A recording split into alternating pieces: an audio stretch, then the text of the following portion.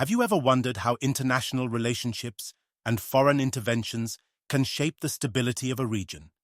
The recent statements by General Abdurrahman Tiani, the leader of Niger's CNSP, National Council for the Safeguard of the Homeland, shed light on an issue that raises serious questions about foreign intentions in West Africa. Speaking on RTN, Niger's state broadcaster, General Tiani, accused France of financing the establishment of a military base in Borno State, Nigeria, with the alleged intent of destabilizing neighboring countries, including Niger. This declaration has sparked widespread reactions and fueled an already tense geopolitical landscape. General Tiani's allegations are significant, not only because they directly involve a former colonial power, but also because they highlight the strategic vulnerabilities of the Sahel and West African regions. He stated that France offered financial incentives to Nigerian authorities to set up this military base, a move he claims is less about combating terrorism and more about promoting instability. Such a claim underscores a growing narrative among several African leaders who question the intentions behind foreign military presence on their soil. The location of this alleged base in Borno State is particularly noteworthy. Borno is already a hotspot for militant activities, being home to groups like Boko Haram and its splinter faction, ISWAP, Islamic State West Africa Province. If General Tiani's accusations hold merit, the establishment of another military base under foreign control could complicate an already volatile situation. The proximity of Borno State to Niger's borders further amplifies concerns that such a base could serve as a staging ground for activities aimed at undermining Niger's sovereignty.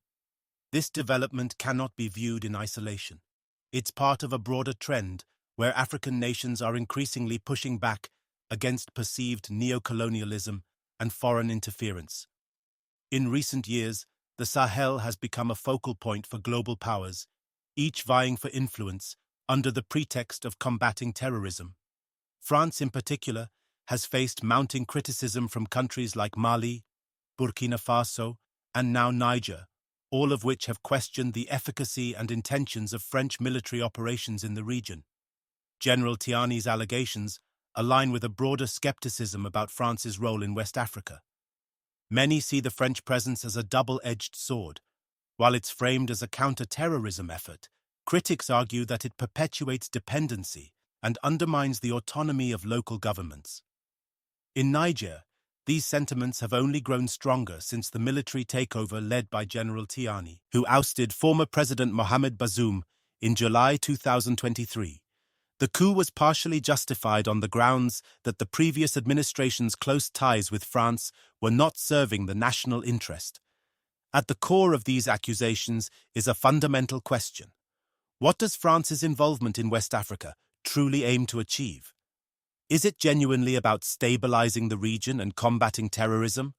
Or are there ulterior motives tied to maintaining economic and political influence? Critics argue that the latter is more plausible, especially when considering France's historical reliance on resources from its former colonies. Niger, for instance, is a major supplier of uranium, a critical component for France's nuclear energy sector.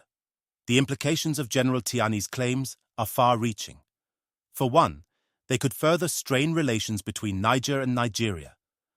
While both countries share deep historical and cultural ties, the accusation that Nigerian authorities may have entertained France's proposal casts a shadow over their partnership.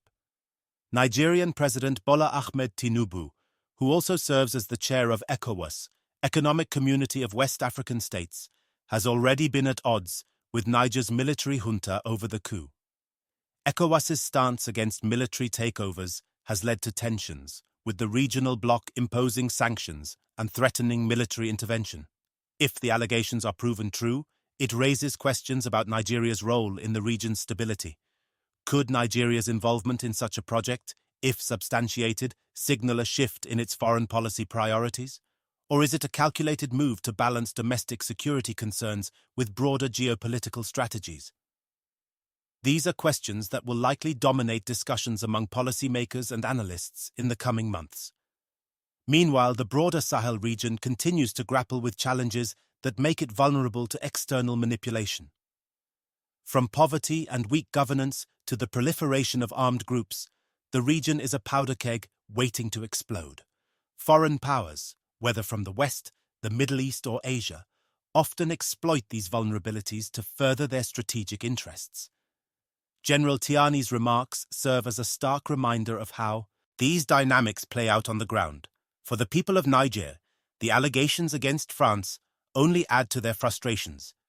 Many Nigerians have long felt that their country's vast natural resources benefit foreign entities more than local communities.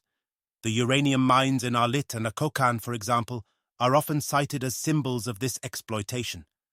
Against this backdrop, any initiative perceived as undermining Niger's sovereignty, whether through economic means or military presence, is bound to face resistance.